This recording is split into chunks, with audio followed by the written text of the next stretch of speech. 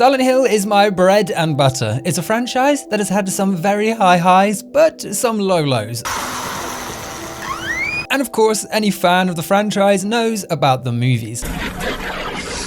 Now the first one, it wasn't perfect, but it was far from a terrible movie. It missed some of the core themes, rearranged the characters in interesting ways, but overall, it was a decent attempt that at least captured the core feel of Silent Hill in a believable and enjoyable way. A movie that was perhaps judged too harshly at its time. And then the sequel came out, a movie so bad that it made the first one look like Schindler's fucking spooky list in comparison. Do you think there's a difference between dreams and reality? Oh, what happened to the small talk? No, what's your favorite band? Do you Facebook? Nothing like that? Facebook, do you? And I was looking into these movies while working on my Silent Hill 3 video for the main channel, which is well underway. Oh, this is way too gross. And while doing so, I stumbled across a sub-community that I didn't even know really existed, and that is the Silent Hill fan movies. And I know every community has its fan movies. Look at the Yu-Gi-Oh one I talked about not that long ago. But the Silent Hill one is crazy because, ironically, much like the games, the range of quality is just astronomical between actually surprisingly good, like this remake of Silent Hill 2,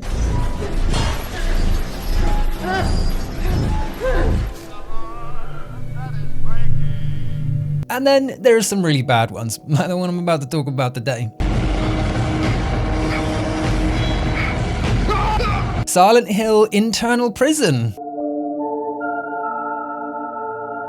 How bad is it? Well, it's so bad that it begins with a splash screen saying based on Konami IP. You had one fucking job. Is this some weird legal loophole to get around copyright that I haven't heard of? It isn't a great start. It doesn't establish much confidence in things, and somehow it continues to get worse moving forward. I do have to preface this video with one really important fact. This movie is free. It's a fan project with a tiny budget.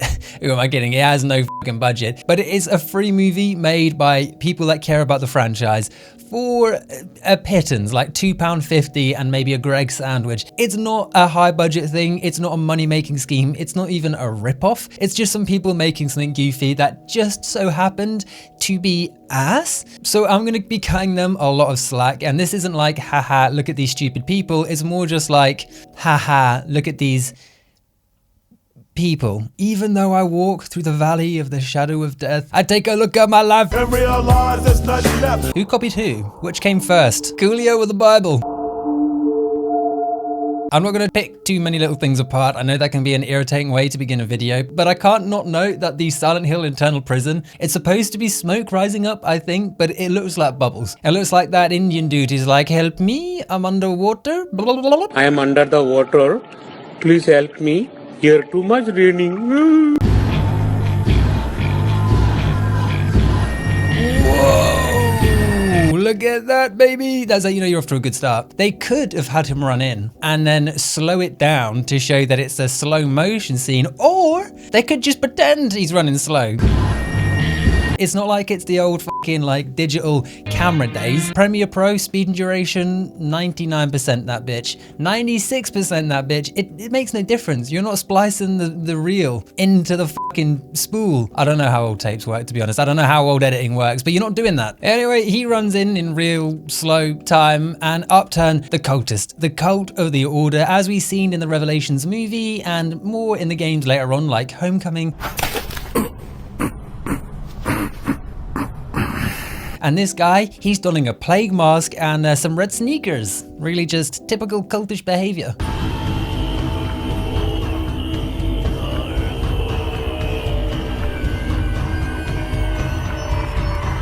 Stay back.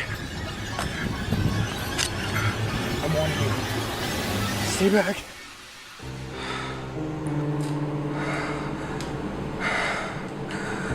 I'm sorry. You have to. It's the only way. Help me, Obi-Wan. So it's kind of a dream within a dream. It's supposed to be confusing. He's running away from this cultist member. He's backed up into a corner. He draws his gun, and then it flashes again to him aiming at someone off camera. We don't know who, and we don't know why, but it is setting up the initial mystery. I love you. 2 years years later, whomever he shot, it's someone he loves. And now 2 whole years have passed, and hopefully, the red filter's gone. Frankly, it's a dark path you're heading down, and if you don't stop now, you just may not come back from it. You really haven't told me that much about your parents. We kind of covered them up until a few years ago. At that point, what happened? And there he is, wigged up to fuck. What is that? It's impractical, it looks like shit, and it's unnecessary. But what is interesting is that his surname in this is Sullivan, which is Walter Sullivan's surname in Silent Hill 4, The Room, and Walter Sullivan is obviously the antagonist of the game who believes that the flat Henry is staying in is his mum. Well, let's go and see Mother. So, will this play out to have some kind of connection, or is this just a wink and a nod to a pre-existing character and his family name? I have no choice. I've got to put you on desk duty. I will go ahead and schedule a follow-up for 2 weeks' time, and in the meantime, I will need to have your gun.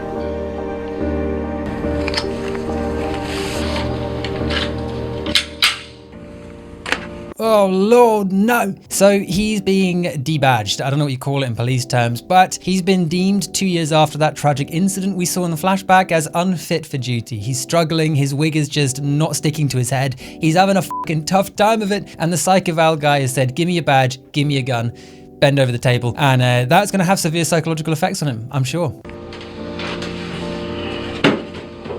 Knocking over the chair just wasn't necessary, was it? It wasn't even his own chair. That was just being petty. I'd understand if he stood up in a huff and knocked his own chair back. What the fuck did the other chair do to him? You're unstable. Give me your gun and your badge. You keep on shooting people for no reason, Sullivan, and we know you're wearing a wig.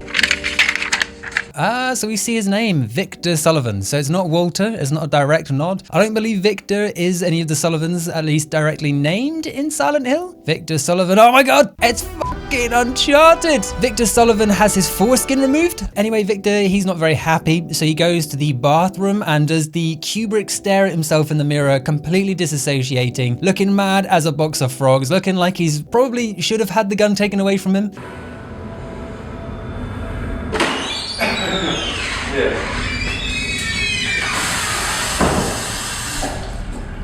You alright, man? Yo, dude. Yeah. Sorry about that. You're good. You don't need to be kicked off the force. Why are you staring at me? It's nothing.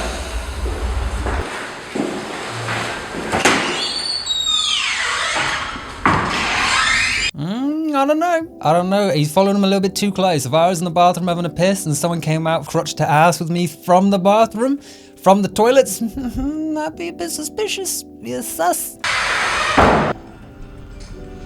You love shots like that where they are standing waiting for the take to begin.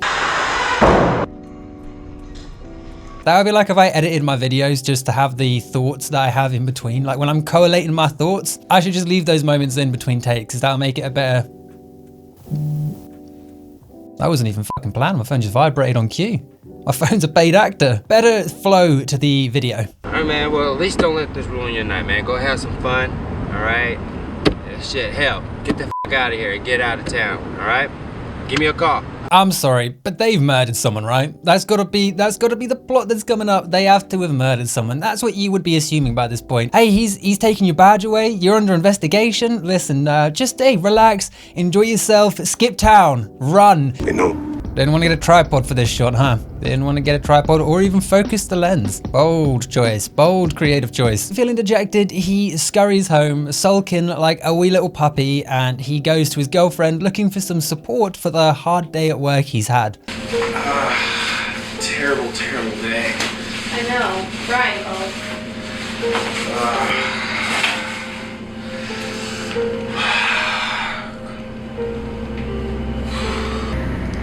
Wifey, of course, don't give a fuck. Oh, you just got sacked? Meh, well, my book hubby's about to get dicked down by the love interest, so don't give a fuck. So, how was your day so far? You know... Wait, I've only just realized, look at the little badge on his chest. It's just drawn on. He's like Special Officer Doofy from Scary Movie. What is that? Special Officer Doofy. Bro's wearing a fucking hello, my name is badge. Jesus Christ. I keep having these nightmares every night. So yeah, I think about that place a lot. Maybe there's something you need to say goodbye to. At that night, when you came back from the army, it's nothing but a mess. You couldn't even say goodbye to our family. You had to kill your own mother. What? That comes out of nowhere. So 2 years ago, did she say she killed his own mother? You had to kill your own mother. Yeah, no wonder he's struggling. Well, since you're feeling down, why don't we just take a drive up to the city? Just you and me. I think you're right. Well, then I'll start packing. All the supporting female characters in any of the like knockoff movies I've ever talked about, the intonation is the same. It's so flat. And that's not a criticism as such, it's more of a funny observation. Well, why don't we go into town? Okay, I'll go pack. Why don't we go into town? I'll go pack. They might as well just do that. In all these fucking movies, they should just do that. Just have them look at the camera and be like, and then have the text appearing underneath. What's that game called that everyone fucking plays on the Switch? Not Home Alone, like Borrowed? Animal Farm? George Orwell's Animal Farm? Animal Crossing! Isn't that what they do in Animal Crossing? Warning. Demonic presence threat level 5 entering main laboratory. As I walk through the valley in the shadow of death, I shoot my mum. I'll make a few calls to the station, let them know I'm not coming in. Hey Brian. Bruh, his hair's getting crazier. It's growing by the frame. I'm gonna go ahead and take that vacation time off. Me and the wife talked about it. I think it'd be best for us, and I think I'm gonna go back to Silent Hill. Hey boss, I'm gonna take some time off with my sketchy wife and go to that abandoned town that's got a lot of bad rumors about it. Yeah. It used to be a vacation town, now it's abandoned. Yeah. Am I gonna kill her?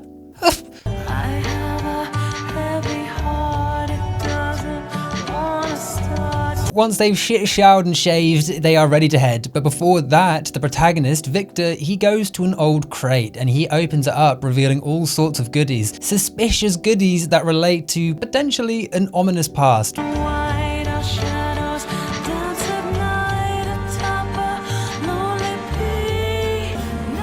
you look nice. Oh, thank you. Ready? Let's go. Oh no! Why is it photoshopped in like that? When will they learn? They don't even know how to draw a fucking pipe. They've drawn a fork in the river for the right pipe. What the fuck? I love this song. Heading in towards Silent Hill, in a deserty town that looks nothing like Silent Hill, they have a bit of a conversation about their love life, in which Victor reveals that they've been on a bit of a downward spiral, a bit of a downward trajectory since he maybe shot his mum or something, I don't know. So, I know our relationship seems like it's, going on a downward spiral, and things just keep getting worse and worse. You're the love of my life. I mean, we've been friends our whole lives. Now, something Silent Hill is known for is the famous intro crash scenes. It's a beautiful way to land the player in Silent Hill in a way that they can't escape from. Their days disorientated, their mode of transport destroyed. And here, it's no different. We're about to see a crash scene. Or not, because it quite literally hits fucking nothing. I think this trip's good for both. Look out! What did we hit? Well, it doesn't appear to be anything. That doesn't make any sense. Well, ain't that mildly convenient, huh? Didn't have to ding up your Mustang, not one touch. Fuck. Looks like the car's not starting. Great. Why don't we, when we go into town, see if, maybe we can get some help or something. Well, what about the car? What about it? We'll just leave it here, it'll be fine. What if somebody comes by? What am I supposed to do here? Then I'll stay. The car, it's broken, destroyed by sheer, imagination. And so he decides to walk into town. And even though we just watched it flick from night to day, by the time he's ready to leave to go to town, it's nighttime again. If you're gonna stay behind, at least take this. Safety off, ground in the chamber. Good to go.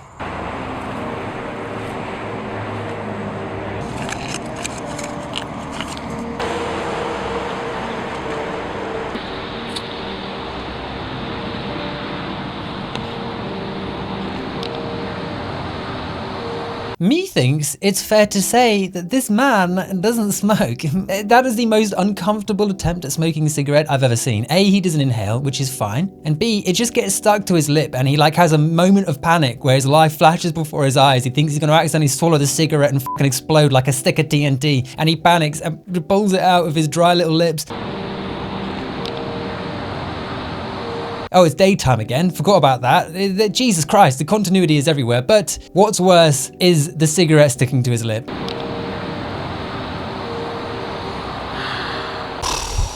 So hard jumping between time frames. But on the upside, he has found society, or at least some kind of Texan gas stop. And overall, I think as a environment, it is kind of cool to think about seeing something like Silent Hill, but the polar opposite end of the spectrum. Instead of dark and smoky or foggy even, I think seeing that take on it is conceptually very cool, if not slightly uncharacteristic. But what will he find at this station?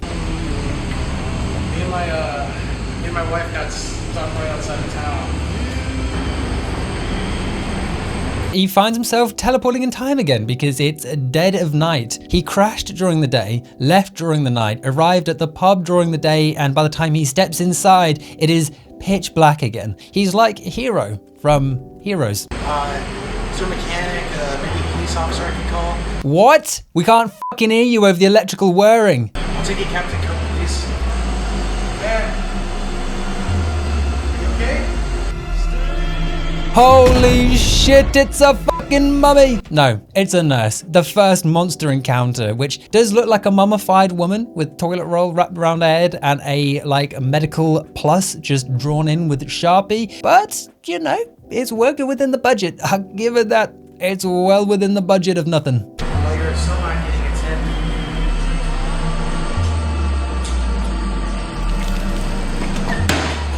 Knocks him to the ground, and this is the first fight. How will he respond? By fucking her up. He knocks her to the ground, kicks her in the head, which is kind of funny. But this is where it gets interesting, all right? Pay close attention, ladies and gentlemen, because she gets back up and then he picks up a chair and then proceeds to hit her because the editors forgot that she was supposed to have stood up. Wait, was that someone stood behind her? Was that an editor? Or just a customer that was waiting to get a beer and he's like, what the fuck have I walked into? That's a bloke, isn't it? Anyway, yeah, the fight scene. Watch how she gets up and then is back on the floor being hit.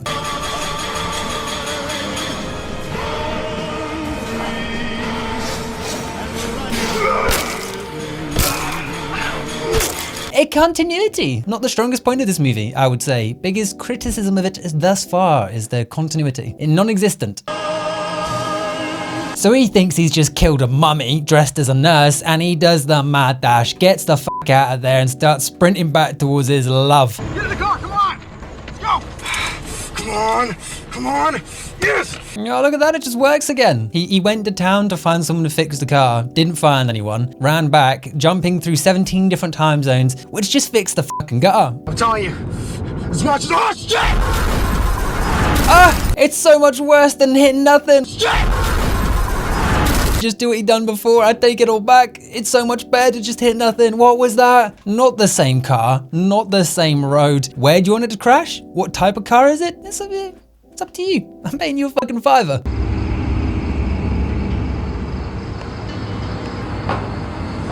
But with the car crashed and the fate of our protagonist unknown, the movie cuts to the antagonist of this tale, a woman who's running the cult sect that for some reason wants Victor. No.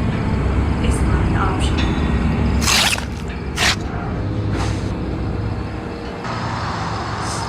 Is she the leader of the cult or a vampire? When did this turn into Twilight fanfiction? They're supposed to be deluded into thinking they're ushering in a new age of paradise. They're not pantomime vampires. We have this girl. Good. We can use that. Go get her ready. Anyway, Ludwig 2.0 explains that somehow during the crash, they captured his wife, but just didn't take him. So they're gonna get her ready to use her as bait, according to this. But it opens up a few potential plot holes, shall we say. Option A is that he was in the car and they just decided not to take him. not very smart. I understand why she stabbed that guy. And option 2 is that Victor woke up, saw his girlfriend, and was so pissed off with how shit the relationship's been, he just sort of said, could let her die. Or maybe she was like ejected from the windscreen, like a GTA 4 character, just fucking flew out the windscreen, down Silent Hill's main street, like head on the gravel, legs in the air, and just all the way along Silent Hill, right to the cultist headquarters. That could have happened as well. Alice! Alice! It never explains that. It just hard cuts to him waking up somewhere with none other than Pyramid Head turning up.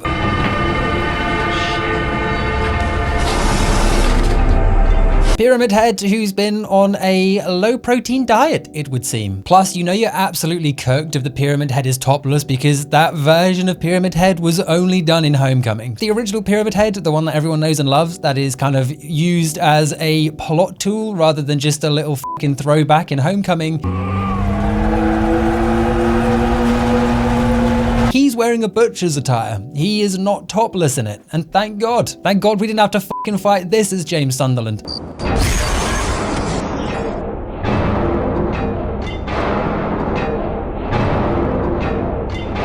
Victor, he wants nothing to do with that mess, so he sprints from the fun fair? The Madhouse Fun Fair? That's at a motel stop in like a Texan countryside? I don't know. Texas is, I've never been. Seems like an interesting place. He sprints away and manages to, with basically no challenge at all, get away from Pyramid Head and regather his thoughts at a car park.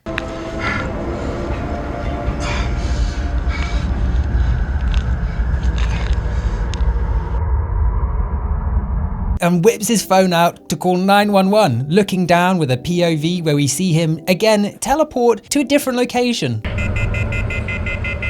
Shit. No bueno. The phone call is disconnected before he can call in a report that he was thrown from his vehicle into a funhouse and now his wife is missing. But how is he going to find her? Before that, how would you like to help this channel out? Now, you can have a little look through my viewership. You can see it's struggling. It's not really popping off, as the kids would say. You know, it's doing all right. It's ticking along. Some videos are doing well. The majority, not so much. So if you want to help the channel out, please consider purchasing Gamer Subs. Gamer Subs is a vegan-friendly powder drink. You can buy it through my link in the description, through my link in the pinned comment. You do a couple of scoops to some water, you shake it up. It is sugar-free. There are so many delicious flavors to taste, including Meat Canyon's meat flavor.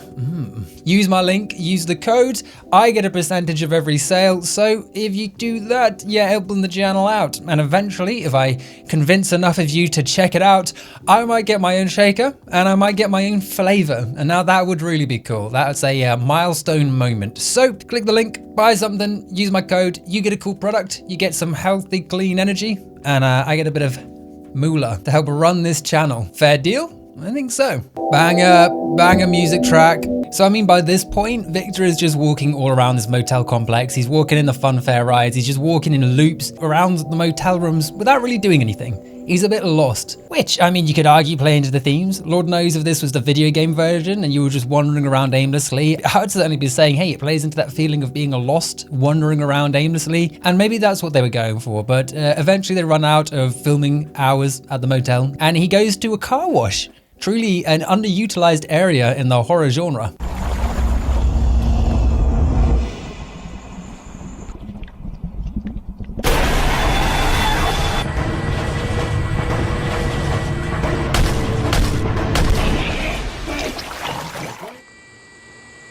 I mean, I really don't have anything to say about that. Silent Hill's most famous monster. Normal woman with white paper mache on face.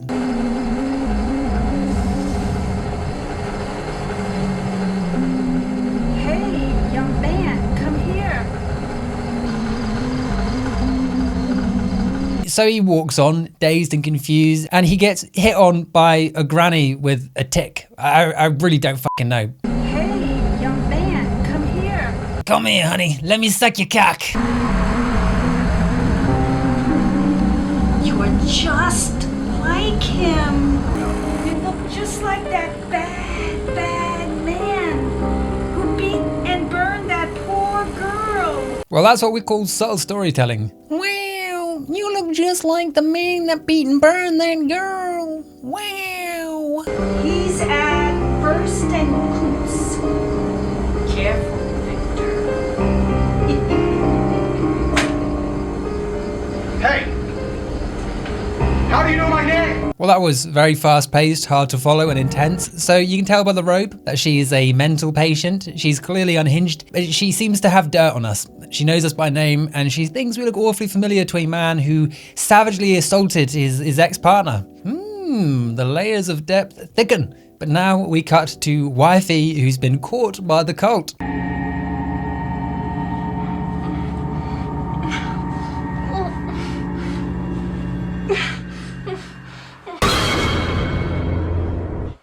And we got back to town. That was it. That was the whole section. That was the whole cutaway. We know she's been caught. Why even show us that?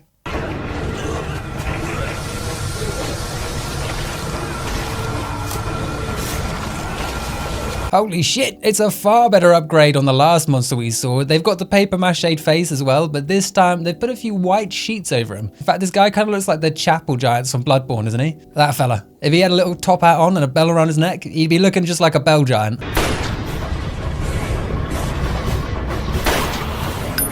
But of course, this monster is no match for Victor, who... Why is he on the top of a car park? Who cares? It's Smokey and he's a fucking badass because despite being in mortal danger, he decides to flex on the motherfucking monster. He's unlocked the Fortnite emote and he decides to take the monster down that way. Hoo-wee! Ain't no monster gonna stop him from looking like hot shit. Why is he here? What is going on? Excuse me, sir. Are you a doctor? No, he's a fucking porn star. This is Johnny Sins. Have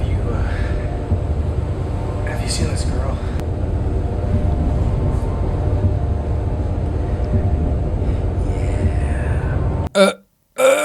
That ain't a good reaction. Oh, yeah. No. Maybe. I'm in a hurry. I got an operation to get to. Some girl from out of town. It's a subtle little display of emotion, you know? It's a bit of a whodunit, a bit of a mystery. Is he telling the truth? It's very similar to L.A. Noir's facial expressions when you have to figure out whether or not they're telling the truth. They was working on the tires. That's all that was took. Have you seen this girl? I have. Yeah. No, I haven't. Subtle. Who's the patient? Who's the patient? Her name was Alice. Holy shit. Well, there's a big reveal. Turns out the pervy doctor's gonna do an operation on Alice. And our boy Victor's gotta get up there to stop him from doing whatever he was extremely excited about doing when he saw her photo.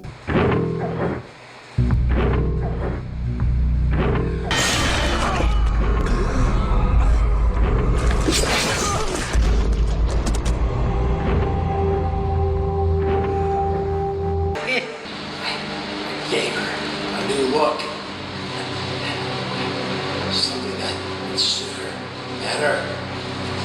Just like Claudia wanted. So he makes his way upstairs to find the good doctor already severely injured by some unknown beast, and he reveals that he's made some changes to our wife Alice on the behest of Claudia. Now this is interesting because it means that blood-sucking vampire we saw moments ago, that's supposed to be Claudia, a fanatic leader of the cult who believes that the god they're trying to birth will save humanity. But at least Victor has a good lead now. He knows about Claudia, he knows about the Order, but what changes has this doctor made? Has he turned Alice into a monstrous beast that only her mama could love? You want to look pretty for your Prince Charming, don't you? Well, it turns out she hasn't changed physically at all. I don't know what the the doctor was talking about. You can see where she is, right? I said hands. Let me see them now. Let me tell you a story first, and then you'll get to see her. She's fine. For now. We can fucking see her. Am I going crazy? Look at her. Can't you just feel blood? Bruh, I'm pretty sure that duct tape ain't stuck on. I'm pretty sure that duct tape is falling off her mouth. She can talk. I can see her fucking lip. It's not time for that yet. Well, in another change to Claudia's character, it turns out she's 11 from Stranger Things. She's just got psychic powers. It's a struggle, and we're less than halfway through this movie. How the fuck are we less than halfway through this movie? Where am I? Anyone out there? If I could just get those keys.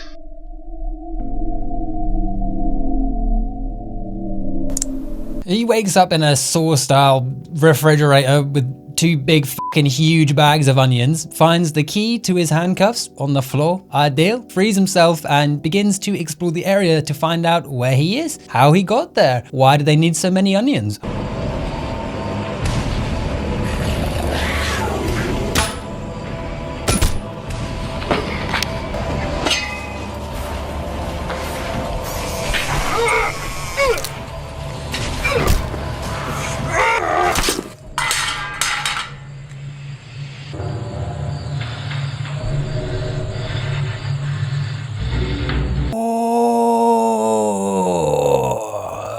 Okay, that's a lot to take in. In fact, that one scene alone makes the whole movie worth watching. It's so good. That wasn't very fucking necessary, was it? Why would they film a real bug being crushed as part of a transition? That's a bit harsh. Even Texas Chainsaw Massacre begun with a dead armadillo, but they found it dead. They didn't fucking stamp on that bitch. After this, there's like a massive 20-minute section where he gets a call from his cop buddy from the start of the movie. It turns out that he's at the primary school. He woke up there, doesn't know how he got there. All of that section adds absolutely nothing. It is a total detour with nothing interesting to talk about. I'm paraphrasing here a lot because it is really just a slodge to get through. But he waddles off, finds a house, enters it for some reason, only to discover that the occupants have put up their Halloween decorations early. And of course, it doesn't take long for the occupant to reveal themselves.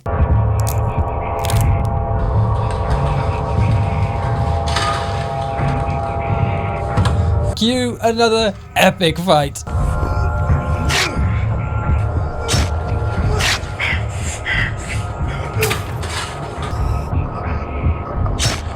Oh, but he gets stabbed. He's fucked. He's in trouble. He emerges victorious and stumbles back inside, finding some medical supplies to tend to his wounds. There is quite literally nothing on him. Maybe they planned to, but forgot to do the post-editing. Once he's stitched up, he gets a walkie-talkie call from the crazy lady from earlier, who has a walkie-talkie and his frequency. Fair. And she invites him over to talk things through and try and figure things out together. So he heads over. I ran into this old book, and there's something here you may want to see. They have pictures of me from when I was a baby. And read this. There's something about a god from ash. It says here, the god can be stopped with the blood of a hero. A soul can be forgiven. Brother, why is he sweating so intensely? Is it the heat? Or do they think that adds to like the immersion? If he's dripping like a Key and Peele skit. Anyway, mid-conversation, the Mexican order turns up, ready to dish some punishment to this lady for spilling the beans.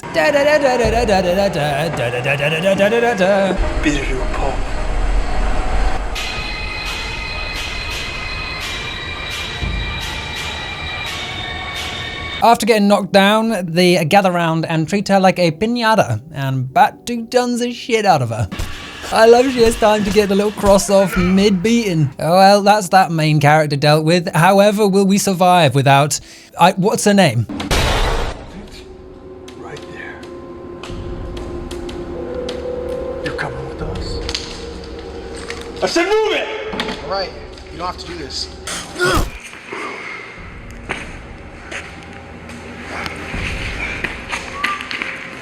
The bad man has the drop on him, hits him to the ground, and for some reason lets the dude stand up and Napoleon run away.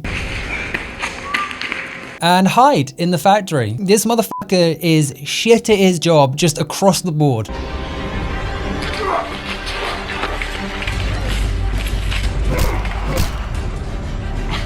Well, I think we can all agree that that was well deserved and not really a surprise because that man couldn't hit water if he fell out of a boat. And he tells him that the only way to stop Claudia is by going to the graveyard and digging up a special ceremonial dagger, which is kind of similar to the plot of Homecoming, where you get the dagger, the really powerful one. But arriving, he discovers something interesting, a twist, if you will. Claudia. What does this all mean? A grave for Claudia, which means the blood-sucking woman earlier, that can't be her. Claudia's apparently dead. Who's the woman that's been attacking us the whole time? I don't know. What a stupid prophecy. Are you freaking kidding me? He digs up the dagger. It's not very ceremonial looking. In fact, it looks like a very cheap knife that's rusted, but before he can find any use for it, he's donked on the back of the head with a fucking comical thud sound, like a Cinema Sins thud. Only to awaken, strapped to a table with Pyramid Head turning up, and his blade, the Buster's sword, it's made of cardboard, but the handle is made out of like 2 tent poles duct taped together. There he is, the pasty topless boy in action, but just look at the sword. The handle just improportionate to the size of the blade, which again, you wouldn't mind too much, but it's the fact that it's wobbly. Just get one fucking pole.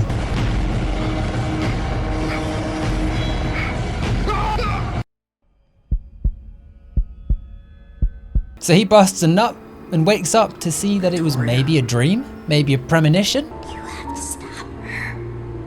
Put an end to Claudia's reign. Stop her. The knife. Hand me the knife.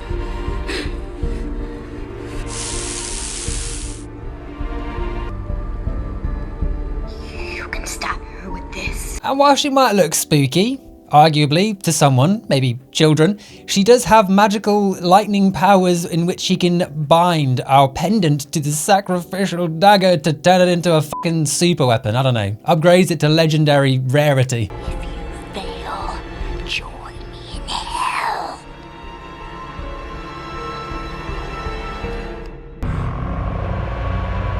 She gives his nipples a little tweaking, causing him to throw his head back in sheer pleasure, at what point he wakes back up on the bench where he was previously assumed to be diced in half by Pyramid Head, and the plot just continues, but now he's got a nice blade, which means it is time, thank God, for the final confrontation. Oh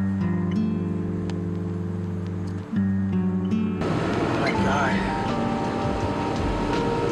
What did they do to you? And Alice, she's not looking in a good way. She's looking a little bit rough. It's almost as if the scene with the doctor where he claims to have changed her appearance should have happened later in the movie before we saw her looking normally. But again, continuity, you know, he's in a loop. He's in a time loop, just like the remake. There's only one way you can end this.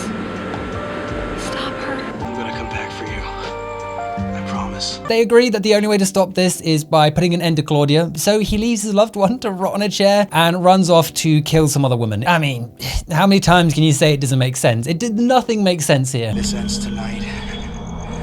Your reign's done. It's over. You pity fool. You can't do anything without the book. You mean this?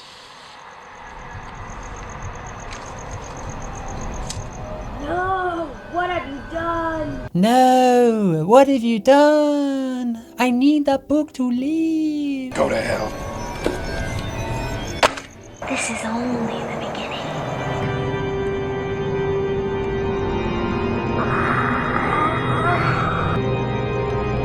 But with the book destroyed, her true form begins to emerge. A monster with horns that you can see physically being lifted on and the thumbs poking around the horns.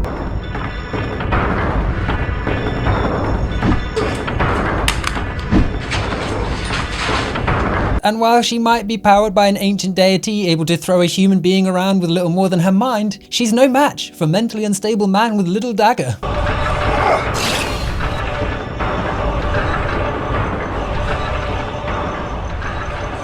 God's one weakness, the fucking throwing knife from Call of Duty. Alice. Wake up. Alice.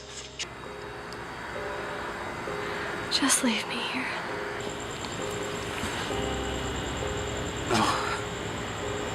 No, you're gonna be fine. You're gonna be fine. Come on. She kind of wants to die, but that fizzles out and he says, no, I swear I'll get makeup remover and take away that one black eye. And he picks her up, puts her in the car and exclaims his love for her. You're gonna be alright, I promise. It's all over now. I know you probably can't understand this or hear me,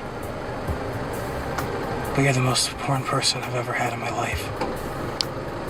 And I love you more than anything. A hard cut to 6 months later. He's got rid of the wig. I knew I could. It was gonna be the last night I could talk to you. I said so much more than I did. I loved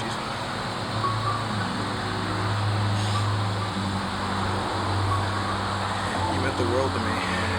She's dead. Yeah? What happened there? Okay, he saved her, said he's gonna make things okay, put her in the car, and they were like, nah, just kill her off. What was the point of this? I don't understand it. Claudia was apparently dead. We saw her gravestone, but she was still alive. Why did he shoot his mum? No questions are being answered here. I'm so confused, and the movie has 2 minutes left.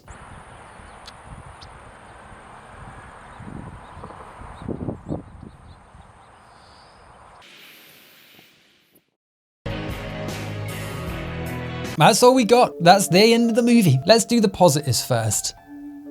It's based on Silent Hill. Now let's go on to the negatives. The continuity was all over the place. There are so many questions that aren't answered, and the ending, that was tough. It did not end the last scene with them together, implying that she was going to die. The implication the scene was given was definitely that they were going to survive and make a go of it, and then it hard cuts and she's dead, but it's fucking hilarious. It is a budget movie. It's a budget movie made for free with a bunch of friends. So say what you will about it, but I'm sure they had a cracking time. I had a lot of fun laughing at it in a constructive way, in a positive, friendly way. And I hope you did too. Like the video if you enjoyed it, comment any weird movies you want to see me talk about next, and subscribe if you want to see me talk about more unheard of weird media across the board. Thank you very much for watching, and I'll see you next time.